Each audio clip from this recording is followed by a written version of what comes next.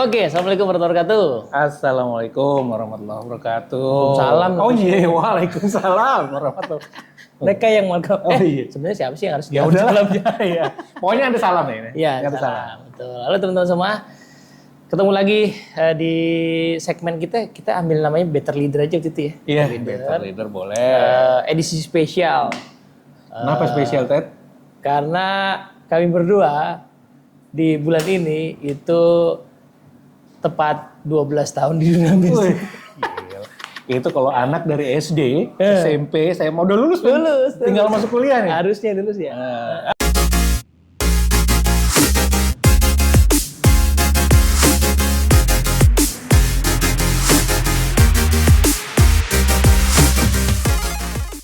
Harusnya lulus. Jadi Kalau belum lulus mungkin UMPTN-nya gagal. Iya. UMPTN tua banget gue. Jadi teman-teman ya, misalnya teman-teman kerja dinamis, kemudian ketemu sama facilitator dinamis tuh banyak yang usia kronologisnya sih lebih tua dari kita. Iya, betul. Ya, tetapi usia kerjanya kita sunbe. Iya, nggak kerasa ya? Iya, nggak berasa banget men, 12 tahun. 12 tahun itu, waktu itu kita 1 Maret 2012. Ya kan? Masuk di ruang depan itu kita di induction sama HRD-nya namanya Bu Wati. Betul. Ketemu Bang Arya. Ya, cuman beda nasib. Oh, ada nasib. Bang Arya kan masuk corporate, ngajarnya perusahaan langsung. Ya. Gua kan education. Iya. Zaman itu ya. Zaman itu. Tapi kemudian kita karena senasib sering curhat lah ya. Termasuk diajakin Pak Muklis makan gado-gado tuh. Oh iya, di Ben Hill ya? Ben Hill, iya betul. Oh iya, yang belum tahu kantor kita daerah Ben Hill. Nah, jadi kalau ada yang lagi main-main ke Ben Hill, mampir lah. Iya, boleh. Biar kita bisa temu kangen nih. Temu kangen. Nah, Bang, kayaknya bagus juga kalau momen ini kita pakai buat refleksi. Bukan pijet ya, tapi 12 tahun tuh lumayan panjang loh, Bang. Panjang. Dulu gue suka miss gitu sama orang, kan nanya sama orang ya. Udah berapa lama kerja di sini? 10 tahun, 15 tahun gitu ya. Gue suka mikir, kok bisa ya? Kok bisa? Kok bisa ya orang selama itu bekerja di satu perusahaan? Iya. Gila loh. Dan itu dibandingin, Bang Ade kan sering pindah-pindah kan? Ya. Dibandingin company lama, ini yang paling lama nggak? Paling lama. Karena biasanya rata-rata gue cuma 3 tahun. Oh iya? 3 tahun pindah, 3 tahun pindah. Ya harus udah 4 kali pindah gue. 4 kali pindah ya? 4 kali pindah. Iya. Gue soalnya cuma pindah sekali dan yang pertama tuh 7 tahun. Jadi agak awet lah. Tapi tetap lebih lama dari yang yang sebelumnya ya. Iya. Ngeri. Kira-kira kalau gitu lah Bang, boleh ada apa ya, insight atau pembelajaran apa nih? Yang bisa kita bagian biar agak faedah dikit obrolan kita. Bukan cuma nostalgia gitu. Bukan cuma nostalgia ya. Oke, mungkin yang perlu iniin dulu kali ya, yang perlu kita sebelum sampai ke sana ya, Red ya. Jadi kadang-kadang ada stigma gitu bahwa wah udah 12 tahun ya, lo berada dalam zona nyaman kan gitu. Oh iya juga. Iya kan, ada stigma kayak gitu kan. Atau stigma yang kedua, lo nggak laku di luar ya. Itu lebih bener jangan-jangan. Jangan itu lebih benar ya. Kalau gue pribadi sih gue ngerasa bahwa sebenarnya ya dimanapun kita, gue menggunakan istilah berkarya ya. Dimanapun kita berkarya kan, basically tempat itu sama aja lah ya. Iya. Kantor tuh ya kadang-kadang kita ketemu sama orang-orang yang ya mungkin nggak buat kita happy atau mungkin ada sesuatu yang nggak kita buat happy gitu ya. Membuat kita happy gitu. Tapi kalau dipikir-pikir ya, kalau kita melakukan sesuatu yang kita suka, melakukan sesuatu yang kita cintai gitu ya, maka yang nggak bikin kita nggak happy di luar dari yang kita lakukan itu jadi minimal biasanya. Iya sih. Jadi nggak kepikiran. Ya walaupun pasti kepikiran, cuman maksud gue jadi nggak terlalu beban untuk kita pikirin. Gitu. Jadi ya kata kuncinya sih balik-balik lagi ya, dimanapun kita berkarya, kalau kita melakukan hal yang kita sukai, yang kita ya quote-unquote kita cintai gitu ya, Ya yang namanya hal-hal yang membuat kita bete itu pasti ada, tapi itu nggak akan jadi membuat kita gampang, ya udah deh gue cabut aja gitu. Iya betul. Dan 12 tahun kayak waktu cukup panjang buat agak balance ya. Antara senengnya, susahnya balance. Jadi netral lah. Yang kedua antara ya so far berarti ada win-winnya nih ya. Iya betul. Kita masih win, makanya kita masih stay. Iya. Company masih win, makanya kita juga nggak dilepas gitu. Iya. Jadi masih win-win. Jadi oke lah gitu kan. Tapi selalu ada balance itu, yang suka nggak sukanya, ya seneng nggak senengnya, susah senangnya itu jadi begitu. Artinya nggak mesti juga yang panjang itu karena nggak laku. Betul. Atau zona nyaman, karena nggak ada yang nyaman nih Bang. Nggak ada yang nyaman. Nggak ada men. Nggak ada yang nyaman. Gila, delivery kelas atau consulting project di klien itu nggak ada nyaman-nyaman. Nggak ada nyaman-nyaman. Nggak ada yang gampang. Iya, nggak ada yang gampang. Kita ketemu sama orang berbeda di setiap kelas, kita ketemu sama orang berbeda di PIC-nya, maunya macam-macam. Kadang-kadang ada orang-orang yang nggak tahu maunya apa. Iya. Jadi kan tugas kita adalah memastikan ini mau lo bukan sih. Gitu. Iya, karena betul. banyak juga ya teman-teman, nanti kalau teman-teman mungkin ada yang bergerak di konsultan juga, ya itu kadang-kadang klien itu nggak ngerti maunya mereka apa. Kayak pasien lah. Iya. Pasien nggak tahu penyakitnya apa. Tugas kita bantuin. Benar. Obatnya harusnya begini. Kadang-kadang kalau ya kita ambil analogi pasien tadi ya. Dok, kepala saya pusing. Pusing kan macam-macam penyebabnya gitu kan. Apa dari sakit gigi, apa kehujanan, apa COVID atau apa gitu kan. Tapi balik-balik lagi itu yang bikin nggak sama. Jadi sebenarnya nggak nyaman juga. Nggak nyaman juga, tapi ya. Termasuk lah misalnya kalau orang lihat Dunamis, anggaplah yang paling diketahui Seven Habits. Dan itu masih produk yang paling laku ya. Bercandaannya mungkin nggak usah dijual juga laku gitu ya. Itu pun nggak pernah nyaman loh ya. Nggak pernah nyaman. Nggak pernah gampang gitu Seven Habits, nggak pernah kejadian tuh. Ya, buat beda satu company, beda peserta aja beda. Iya, betul. Betul. Nah, betul. Itu yang mungkin agak jadi challenge buat kita lah ya. Iya, betul. Iya, dan ya dulu waktu kita masuk kalau nggak salah kayak Seven Habits itu kan versi 3 ya. Iya. Terus habis itu ada versi 4. Ntar lagi katanya ada versi 5. 3 ke 4 itu beda banget ya. Benar. Beda banget. Lain. Jadi bagaimana itu di deliver, jadi spiritnya aja udah lain banget gitu. Iya. Nah nih gue mau cerita nih Bang. Jadi kalau refleksi gue gini. Gue kan pengen jadi trainer tuh udah lama kan. Nemunya tuh kira-kira tahun 2003. Jadi nemunya gara-gara dapat kesempatan jadi kayak asisten dosen gitulah. Tapi ngurusin training sebenarnya. Jadi kayak ada program pengembangan karakter di kampus.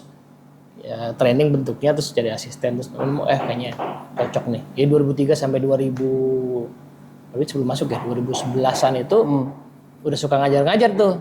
Tapi di komunitas. Yang kebanyakan orangnya tuh pembelajar lah. Jadi nggak usah diapa-apain mah oke-oke aja gitu ya. Jadi pas masuk Dunamis rasanya kayak ini dia kolamnya ya kan. Cari. Pas gue pindah dulu ada satu leader di tempat lain bilang pindah kemana? Pindah ke Dunamis. Wah kayak ikan masuk air dia bilang gitu kan. Begitu masuk kayak ikan masuk samudra. Kagak bisa berenang ya kan. Nah sehingga ada beberapa insight yang aku dapat gitu ya. Dulu pernah ada yang ngajarin di sini tuh cukup sering. Nggak tahu pertama kali siapa yang ngomong, tapi sering diulang bahwa tahapan jadi fasilitator itu 3 ya. Betul. Pertama survive. Jadi ngajar sesuatu atau deliver sesuatu yang kelar aja dulu deh. Yang penting kelas selesai udah jam 5 udah kelar gitu ya. Kelar dulu, nggak ada yang komplain, itu survive. Itu lama ya. Bagus gitu. Feedbacknya lumayan gitu. Itu lumayan, itu agak panjang. Nah, setelah survive baru ngomongin sukses. Ya, ciri-ciri sukses adalah misalnya evaluasinya nilai MPC tinggi gitu ya, evaluasi pesertanya suka, dan mungkin ada repeat lah, repeat order kelasnya ataupun kitanya yang diminta lagi ya, spesial gitu. Nah, tapi ternyata yang lebih tinggi lagi. Betul. Lebih tinggi lagi namanya serve ya. Serve itu kita nggak mikirin sukses lagi, berarti udah lewat maksudnya ya, bukannya jelek ya. Tapi karena kita sudah mulai diminta untuk gimana delivery kita tuh melayani kebutuhan organisasi itu. Sehingga kadang-kadang situasinya kebalik ya. Justru bukannya kita diminta menyenangkan peserta, apalagi kita diminta nampalin peserta, nohok-nohok, nyolek-nyolek gitu ya, bikin kesel supaya mereka berubah. itu kemungkinan nilai evaluasi kita nggak bagus-bagus amat. Benar. Kemungkinan. Ya. Nah, atau ya memang tadi tuh akhirnya tidak ada solusi yang standar ya segala macam. Itu yang signifikan berbeda adalah di survive sama sukses itu secara paradigma yang paling jadi center tuh aku gitu. Ya. Aku yang mau survive, aku yang pengen sukses gitu. Ya. Tapi di serve itu akunya harus hilang. Ya. Betul. Akunya harus hilang, akunya nggak bisa menonjol gitu. Betul. Jadi makanya menarik kenapa di Unamis istilahnya fasilitator ya, tidak pernah trainer. Tidak pernah pelatih tetapi memfasilitasi. Karena desain prosesnya selalu memfasilitasi gitu. Kita nggak pernah jadi center gitu. Ya. Nah, itu yang membuat akhirnya kita bisa memfasilitasi macam-macam Bang. Ya. Macam-macam kayak industrinya macam-macam, kita nggak ngerti juga. Bang Ali dulu industri apa Bang? Oh, dulu kan kita udah mulai semua industri. Enggak, apa tuh baru sebelum Dinamis? Sebelum Dinamis. Pertambangan. Tambangan, terus kalau nggak salah apa tuh? Mall. Mall, properti, Ya kan, aku kan di insurance gitu. Wah, sekarang kita nggak kura-kuruan kan yang di handle. Lah gimana tuh bisa menangani bidang-bidang yang kita sebenarnya tidak kuasai ya, satu-satunya cara serve tadi. Iya, betul. Orang butuhnya apa, kita bantu ngisi yang mereka nggak punya kan gitu kan. Nah, konsekuensinya mungkin kita nggak kelihatan. Iya. Dan kalau teman-teman Dinamis nggak banyak yang terkenal tokonya. Nggak ada bahkan mungkin yang terkenal selain Stephen Covey. Ya mungkin kita nanti jadi gawang lah ya. Jadi apa namanya? Oh, gara-gara bikin ini. Iya. Ya paling nggak yang nonton jadi kenal kita, lumayan lah.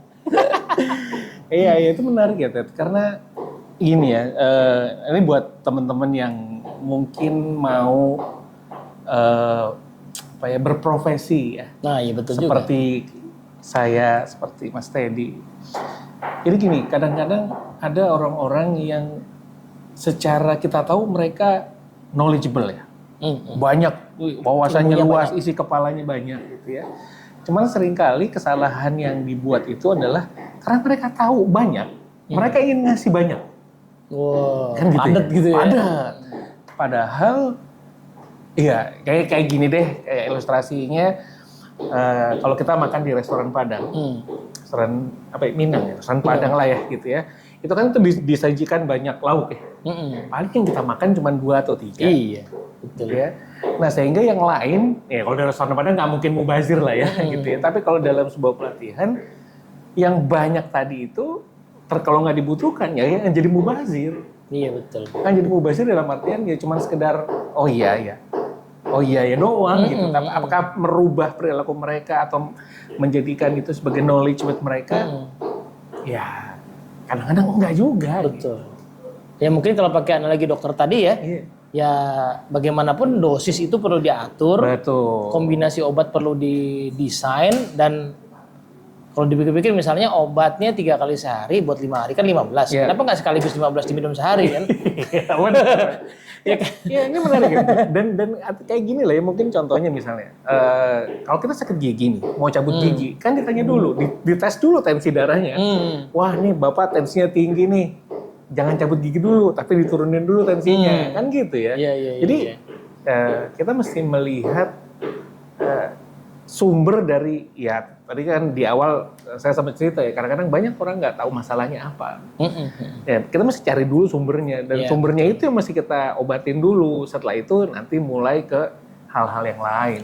Iya, jadi maksudnya Bang Arya mungkin titik pertama orang jadi trainer atau facilitator itu mungkin karena kita punya knowledge yang bisa dibagi. Itu oke gitu ya. Oke. Nah, cuman yang perlu dipelajari habis itu kemampuan diagnosa kan. Mana? Kemampuan saya ini bisa dipakai buat menyelesaikan masalah apa, siapa gitu kan. Betul. Sehingga tidak ada gebiah uyah gitu. Makanya kalau teman-teman ketemu sama orang Dinamis ya belum pernah kenal ya, terus ketemu pengen pakai gitu, pengen kenalan. Itu ribet banget sih pertanyaannya. Gue cuma pengen sesi 2 jam aja nih buat acara raker gitu. Cerewet banget nanyanya. Iya, emang begitu. Ya, karena kita bukan motivator yang lonjak-lonjak ya gitu. Kita memastikan 1 jam itu dari keseluruhan, misalnya anggaplah tadi cuma ngundang buat sesi 1 jam. Tapi 1 jam itu ada dalam rangkaian acara mereka tuh ngapain gitu fungsinya kan. Karena kalau kita kasih salah obat, iya betul. Kan, Sama kalau kita salah minum obat juga sama kan. Itu pernah kejadian bang, belum sebelum Dunamis ya, waktu masih amatir dulu. Jadi kan kerja di tempat lama, udah mulai nyambi trainer, sama ada yang ngundang tuh satu asosiasi lah, ngundang minta sesi ngisi gitu kan. Nah belum kepikiran nanya-nanya desain acara segala macam, pokoknya oke siap ngisi aja dah gitu kan. Ini peserta kok pada nggak serius, nggak konsen gitu kan. Ternyata ada yang ditunggu-tunggu habis acara gua tuh. Mohon maaf ya, ini cuman seksi dancer bang. Syaul, pantesan aja pada nggak selesai. Itu kayak kita quote unquote lah ya, ceramah sebelum lagu dangdut. Lah ya makanya. Turun. Itu tepat sesi gua selesai, nggak tahu acaranya nih, kadang-kadang nanya-nanya. Masuk gua, pantesan aja nggak ada yang ditunggu-tunggu rupanya. Iya. Itu salah satu kejadian lucu. Menarik ya, menarik. Iya. Nah, apalagi bang, kira-kira bang, insight ya. apa yang Bang Arya ngerasa beda banget 12 tahun inilah. Oke. Mungkin as a person gitu ya, selain kan ini company Dunamis ini udah 33 tahun ini ya. Iya. Jadi kita ada di sepertiganya. Iya juga ya, sepertiganya. Yang berbeda ya. Jadi mungkin gini ya, tadi kan saya sudah sampaikan bahwa dulu saya di pertambangan, di properti gitu ya. Dan ya kita tuh di HR lah, HR. Nah kadang-kadang kan suka ngisi training gitu ya. Nah, kenapa saya memutuskan masuk Dunamis? Karena saya pede. Waktu di company semua orang dengerin gitu kan. Wah, semua orang pokoknya nurut lah gitu ya. Tapi begitu masuk ke industri, nggak sama ternyata. Ternyata saya pikir-pikir dulu kenapa sih mereka dengerin? Ya gue kan orang HRD. Kalau gue nggak dengerin lu, cilaka hidup gue nih. Pimpinan HRD lagi. Nah kan repot terusannya gitu ya. Nah jadi kadang-kadang ya akhirnya balik-balik lagi ya tadi serve tadi gitu bahwa di industri ini tugas kami itu adalah untuk ya klien maunya apa. Ya butuhnya apa, peserta tuh maunya trainingnya kayak gimana gitu ya. Kadang-kadang kita juga mesti agak fleksibel kan di lapangan karena kita nggak bisa menentukan kira-kira nanti mereka mau nanya apa. Iya betul. Nggak bisa gitu. Nah itu jadi menarik bang. Itu berarti jadi kepikiran satu hal yang signifikan banget. Aku belajarinya dari Dunamis ya. At the end of the day, organisasi itu butuhnya result. Ya, betul. Pastilah. Udah lah, nggak usah macam-macam lah ya. Soft skill tuh ujungnya pasti result. Nah, tapi kan bidang kita tadi ya leadership, productivity, self-improvement kan agak deket lah. Tapi productivity, leadership tuh gimana kaitannya sama result? Gimana kita jualnya? Kita kan nggak jual yang result langsung gitu kan. Betul. Nah, result itu kan datangnya dari perilaku. Benar. Lebih terutama lagi perilaku kolektif ya. Ya. Nah itu yang perlu sangat tajam ya kita definisikan ya. Jadi organisasi ini punya problem perilaku kolektif apa sih sehingga dia tuh nggak mencapai resultnya atau belum mencapai resultnya. Yang ujung-ujungnya biasanya cuma dua ya. Orang itu mungkin perlu mengubah perilakunya, diri ya, tim gitu. Yang itu terjadi karena leadernya juga gitu. Makanya leadership itu jadi penting di situ kan. Iya. Krusialnya ya ujung-ujungnya result. Nah, cuma meskipun kita tidak langsung berurusan dengan result karena itu perusahaan organisasi ya. Tapi kita bantu supaya perilaku yang diharapkan itu pada akhirnya bisa muncul. Betul. Dan perilaku muncul tidak bisa terjadi hanya dengan dikasih tahu, dengan banyak-banyakan kasih konten tadi itu. Benar. Ya karena meminjam istilah atau jargon ya yang digunakan oleh salah satu perusahaan besar di Indonesia, result itu tergantung dari dua kan, people sama proses. Nah balik-balik lagi, proses itu bukan ya wewenang kita lah gitu ya, tapi wewenang kita tuh ya people. Basically ujung-ujungnya kalau people-nya nggak siap, sebagus apapun prosesnya juga nggak akan jalan. Sebaliknya juga gitu. sebagus apapun orangnya, tapi kalau prosesnya juga nggak benar juga nggak akan jalan. Iya, proses itu mungkin teman-teman kita yang ahli di bisnis proses, Ya, operation management, ISO gitu ya. ISO kayak gitu-gitu. Jadi balik lagi, tapi ujung-ujungnya besar harapan kami dari tadi Mas tadi sampaikan perubahan perilaku tadi, membuat orang-orang yang udah quote unquote tepat memperbaiki proses kan gitu ya. Iya. Karena balik-balik lagi proses itu kan lahir dari orang sebenarnya. Jadi kenapa saya, Mas Teddy, Dunamis itu fokusnya ke orang? Karena balik-balik lagi proses itu ya yang bikin orang-orang juga. Yang bikin manusia gitu. Dan apa namanya? Ada kalau tadi ada perilaku-perilaku yang mungkin kurang sesuai, ujung-ujungnya bisa loh terbentuk proses yang nggak sengaja mau dibentuk kan gitu kan. Iya betul gitu, kan? ya, unintentional ya. Unintentional, tapi ya terjadi aja begitu gitu. Betul. Contoh misalnya kita punya kita satu tim gitu ya, saya dan teman-teman satu tim, kita punya bos yang kalau datang tuh jam 9, setengah 10, maka kita akan berpikir bahwa oh ya udah, emang di sini jam kerjanya jam segitu. Sehingga telat dikit nggak apa-apa, bos kita juga telat. Nah, itu unintentional behavior tadi yang terbentuk gitu. Iya, dan itu jadi budaya gitu. Bullying. Ini mau lagi seru ya. Mental health kalau nggak bullying ya jam sekarang ya. Mental health, bullying gitu kan. Kadang-kadang ya saya rasa juga nggak ada ya sebuah perusahaan yang punya budayanya membuli gitu ya. Nggak ada. Berniat gitu ya, nggak ada gitu. Berniat untuk menjadikan bullying sebagai budaya gitu ya. Tapi gara-gara ya balik-balik lagi tadi, kolektif behavior orang-orang itu membuli, maka ya mereka akan langsung berpikir bahwa bos gue sering bully gue, masa gue nggak boleh gitu loh. Iya betul. Makanya meskipun ini kesannya soft ya, manusia banget gitu ya, tapi ujungnya result, dan result itu dibalik kan, result itu ditarik ya pasti urusan orang. Urusan bagaimana budaya itu dibentuk, pemimpin dibentuk, dan itu valid sih Bang. Gue pernah bikin video tuh Bang, judulnya tuh performance issue is always leadership issue. Aku udah yakin banget tuh ya. Aku udah sangat yakin masalah kinerja itu pasti masalah leadership. Itu menarik ya. Valid lah. Menarik tuh. Karena gini, kalau saya pakai analogi ya, leader itu kayak orang tua kan. Iya kan? Itu kayak orang tua. Pertama, nggak ada sekolahnya. Orang tua kan nggak ada sekolahnya. Iya. Ya, leadership manager kan ada sekolah manajemen. Iya ada sih. Kayak parenting doang itu. Kayak parenting gitu ya. Nah, jadi seringkali kayaknya kalau buat teman-teman yang sudah punya putra-putri, mau 17 tahun, 4 tahun, bahkan 20 tahun, kadangkala perilaku anak kita itu dikaitkan sama bapaknya siapa sih gitu. Kan gitu ya. Iya kan gitu ya. Betul. Nah, sampai dengan umur mereka, sampai umur tertentu lah gitu ya. Ini sama dengan leader gitu. Kalau bagus timnya ataupun buruk timnya, yang jadi sorot ya leadernya lagi. Iya balik lagi. Betul. Tinggal dilihat ke situ. Nah, ini kalau ditarik lagi menarik nih Bang.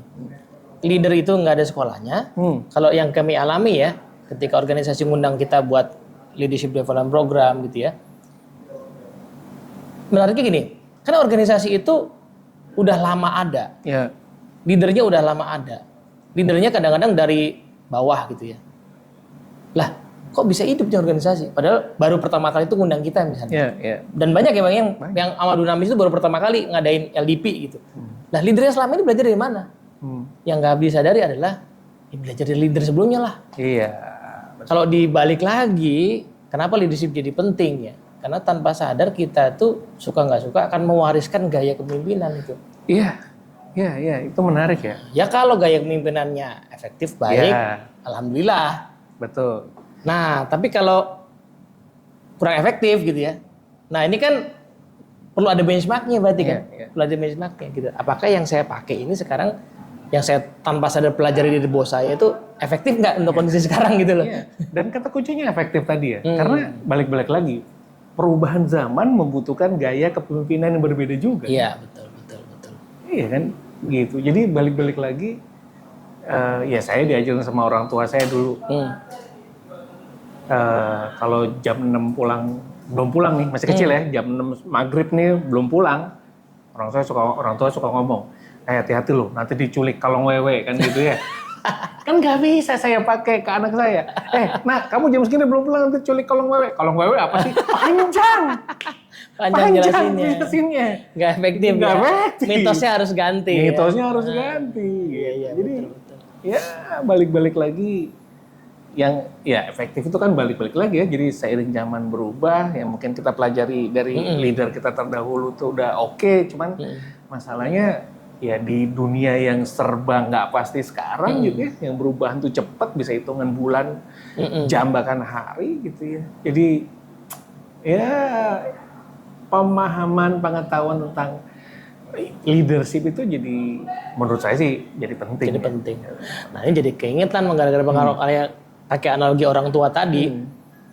Nah salah satu insight yang gue juga dapetin nih selama 12 tahun ini adalah sebenarnya kerjaan kita itu sama aja sama kerjaan lain yang namanya guru. Iya, benar. Iya kan? Kan kita suka bilang belakangan ya, istilah guru tuh kan suka bilang jangan menggurui lah. Kayak seolah-olah gimana. Tapi suka nggak suka harus diterima bahwa kita itu guru. Iya. Beda nama aja. Jadi kalau guru kan mungkin di sekolah gitu ya, terus atau dosen di kampus kan guru juga. Nah, kita ini guru. Jadi teman-teman yang pengen bergerak di bidang ini sadarilah bahwa kita ini guru untuk orang-orang yang sebenarnya butuh belajar. Cuman mungkin sudah dua kemungkinannya. Sudah nggak relevan lagi buat sekolah misalnya, kan udah lulus, ya kerja dong gitu kan. Padahal kan masih butuh belajar kan. Dia anggaplah dia lulus kuliah, kalau kuliah ya umur 24, 25 lah. Ya, udah lulus tuh. Kalau sampai dia pensiun umur 55 kan panjang tuh. Dia kan butuh belajar. Betul. Gitu. Nah, kitalah gurunya ya. Itu yang pertama. Kemudian yang kedua adalah dia butuh belajar, problemnya dia ngerasa nggak butuh. Nah, mereka nggak sadar bahwa mereka perlu belajar. Padahal pasti butuh. Nah, disitulah tantangan profesi ini ya. Iya. Kalau di sekolah tuh kadang-kadang orang nyadar bahwa saya itu mahasiswa, saya itu murid. Kalau di klien-klien itu ya harusnya disadari bahwa butuh belajar, tapi kadang-kadang nggak nyadar. Sehingga kadang-kadang attitude-nya sebagai murid itu nggak langsung kena gitu ya. Kita mesti berusaha membangkitkan kesadaran itu dulu gitu kan. Jadi penting buat kita ngasih tahu kenapa lu ada di sini. Nah, betul. Bahwa kamu di sini tuh ada penyebabnya. Kalau organisasi kita begini bla bla bla gitu ya. Apakah organisasi mau transformasi, ganti visi misi, lagi susah bisnisnya segala macam. Yang konsekuensinya dirimu juga pasti butuh belajar gitu. Atau kamu ada kurang. Benar. Nah, cuman Bang, metafora guru tadi menarik ya. Di mana-mana namanya guru tuh ya penghasilannya agak pas-pasan aja gitu teman-teman. Makanya saya pakai jaket nih. Di sini mau ngojek soalnya. Ya kan, di Indonesia ini orang yang kaya banget itu bukan trainer, bukan fasilitator, itu pengusaha tambang ya Bang ya. Pengusaha batu bara gitu. Jadi kalau mau profesi ini memang niatnya pengen jadi guru sih. Gitu. Kebahagiaan kita adalah ketika yang kita bantu. Nah ini agak menarik nih, karena udah 12 tahun Bang ya. Itu udah mulai sering ketemu. Dulu ketemu dia waktu masih staff gitu. Sekian tahun lagi kita ngajar, programnya beda. Udah dipromosi. Itu bagian tersendiri sih. Jadi kadang-kadang ya, ini pernah nih di kereta ya. Di kereta lagi berdiri. Ya, saya angker. Anak kereta. Jadi kalau lagi diri gitu tiba-tiba ada yang nyolek dari belakang. Bapak yang ngajar Spend Habit ya? Lupa, namanya lupa. Iya, gitu. kita Namanya lupa ya. Pasti gitu. lupa ya. Kita juga lupa, dia juga pasti lupa. Tapi apa ya? Kalau dibilang naif lah. Naif kalau saya bilang saya bangga tuh enggak sih sebenarnya. Gitu ya. Cuman kadang-kadang senang aja bahwa ternyata yang saya sampaikan itu diingat sama mereka. Entah itu 10%, 20%, 30%, cukup 100%, tapi minimal ada yang nempel lah. Betul. Dan mudah-mudahan itu merubah hidup mereka gitu. Itu aja sih. Betul. Jadi tadi ya ingat kita, atau bahkan tadi ya ternyata mereka juga progresif. Itu kebaikan kita di situ sih. Bahwa kita tadi bantu orang belajar gitu ya, bantu orang belajar untuk kemudian dia bisa growing gitu. Ya, karena tadi orang-orang yang jadi peserta kita ini kebanyakan nggak sadar untuk belajar. Ya. Ada yang sadar, yang seneng gitu ya. Tapi Ada pasti. mungkin 80% enggak ya. Ikut karena diminta sama perusahaannya. Tapi di kelas itu, ya moga-moga sih jadi sadar ya. Mudah-mudahan. Pas setelah ikut proses, karena tadi didesain dengan baik. Oh ya bener nih gitu kan. Ya, jadi ya kalau nggak gitu sih kita nggak kepake juga ya. Kenapa kita kepake? Karena setelah kelas itu disadari alhamdulillah itu ya, oh ini dibutuhkan gitu. Iya. Tapi ya pada dasarnya itu guru lah. Ya. Guru itu artinya bukan lebih tahu sebenarnya. Guru itu kalau menurut saya sih, ini Bang. Ini mungkin biar nggak kepanjangan, gue insert terakhir lah dari gue ya. Ya ada tantangan Bang, 12 tahun Bang. Gue kan ya belum pernah mencapai posisi yang sangat tinggi di organisasi. Presidir gitu nggak pernah. Tapi lucunya, pelan-pelan tuh disuruh ngajar posisi-posisi yang tinggi-tinggi gitu. Aku nggak pede, tapi company pede makanya ditugasin. Ragu-ragu juga kita gitu ya. Tapi ya udahlah, udah takdir kan ya. Jalanin aja gitu. Nah, satu hal yang kutemukan adalah kenapa kita tidak perlu seminder itu? Karena sebenarnya gini, justru karena ilmu kita ini ilmu tentang manusia. Manusia itu posisinya bisa aja tinggi. Itu kayak semacam jaket yang disematin ke dia. Aku VP, aku direktur gitu ya. Tapi kalau itu dilepas, problem leadership itu cuma problem soal kemanusiaan. Misalnya ya, dia itu pinter, yang baru kita bahas tadi nih. Tapi saking pinternya, kepintarannya justru menghambat anak buahnya berkembang. Betul. Jadi yang dia butuhkan as a leader bukan terus-menerus mengeluarkan kepintarannya, justru menahan. Berarti kan ilmu apa? Listening, ilmu stop, ilmu pause, bertanya, inquiry. Itu kan ilmu yang nothing to do dengan jabatan apapun. Betul. Ya. Seluruh jabatan bisa mempelajari hal itu. Gitu. Jadi yang bikin gue tenang ya, akhirnya pas berada di posisi tinggi adalah gue cuma ngira. Jadi pas ketemu peserta itu cuma ngira aja nih, ini bapak ibu nih lagi butuh apa sih? Ilmu tentang manusia lah gitu ya. Terus kita fasilitasi. Oh, dia butuh mendengar, dia butuh bertanya, dia butuh stop, dia butuh refleksi. Bahkan mungkin ternyata dia butuh diingetin tentang ngelola kehidupan pribadinya, Bang. Betul. Iya kan, yang ternyata mohon maaf misalnya lagi agak kacau. Terus berdampak ke pekerjaan gitu. Iya, kayak mantan bosnya Bang Arya kalau nggak salah. Yang suka ngajakin meeting jam 5:30 sore karena sebenarnya malas pulang. Itu memang. Ada kan? Ada. Ini sampai gue juga ngalamin hal yang kurang lebih sama ya. Jadi ketika ngajar VP, ngajar apa gitu ya. Sama nih, nggak pede juga gitu. Karena gue takut ada pertanyaan, emang Bapak pernah jadi VP? Iya betul. Tapi lama-lama saya mikir gini, penceramah aja yang ngomongin surga neraka belum pernah surga neraka. Betul juga. Tapi ilmunya dia tahu. Ya udahlah gitu aja. Iya betul. Nah itu tadi, karena kan penceramah itu kan nggak mengatakan ada surga itu buat sebagai motivasi ya. Tapi kan yang intinya penceramah akan bilang bahwa kalau masuk surga, misalnya butuh sholat, cara sholat gini, dia bisa, dia bilang itu. Sama kayak tadi, dalam kasus yang dialami Bapak Ibu gitu ya, kayaknya yang dibutuhkan sih keterampilan mendengar. Caranya begini kan gitu kan, itu yang. Makanya kalau teman-teman suka nonton siapa Simon Sinek ya? Oh iya. Simon Sinek tuh sempat nyebut gini, dia nggak suka sama istilah soft skill. Dia bilang bahwa soft skill itu nggak ada soft-softnya. Dia mengganti dengan istilah human skill. Betul. Nah balik lagi tadi yang seperti tadi bilang bahwa ya betul kita ngajarin soft skill, tapi bukan soft. Bukan lembek ya. Bukan lembek gitu. Jadi justru yang dibutuhkan untuk kita bisa ya balik-balik lagi mempraktekkan hard skill kita dengan baik. Ya gimana caranya? Ya human skill tadi. Dan itu kadang-kadang hard ya. Maksudnya hardnya tuh begini teman-teman. Yang butuh diubah dari leader-leader tadi karena kan perilakunya beliau kan supaya dia bisa ngelola tim lebih baik. Perilakunya dia yang tadi itu soal mendengar kah, soal ngasih kepercayaan kah gitu kan. Nah itu kan butuh ngubah dirinya ya. Itu feedback yang nampar loh. Iya benar. Ya kan. Jadi banyak yang ketemu sama Dunamis itu ngasih feedback yang bagus sebenarnya. Tapi sebenarnya mereka tuh pulang dengan apa ya, kayak nangis di dalam gitu ya. Apa terluka tapi tak berdarah itu loh Bang. Asik. Karena ketampar-tampar gitu. Iya, jadi kenanya di situ. Ini gue tahu nih susah ngubahnya, saya harus ngubah diri saya. Nah, tapi thank you nih udah kasih tamparan ini gitu kan. Iya. Kadang-kadang memang itu perlu juga kita lakukan di kelas. Iya, kira-kira gitulah. Emang kalau udah 12 tahun agak bijak sedikit ya komentar kita Bang ya. Tapi nggak perlu nunggu 12 tahun ya. Nggak perlu nunggu 12 tahun ya. Intinya ya direfleksikan saja perjalanan hidup. Gitu kan. Jadi alhamdulillah kita masih bisa berkarya di sini. Dinamis masih ada 33 tahun ya Bang ya. Amin. Kayaknya nggak banyak sih training company yang sepanjang ini usianya ya. Founder kita udah ada yang almarhum ya. 2 orang ya, Pak Satyo, Pak Nugro banget. Alhamdulillah kita masih sempat ketemu sedikit-sedikit. Ya.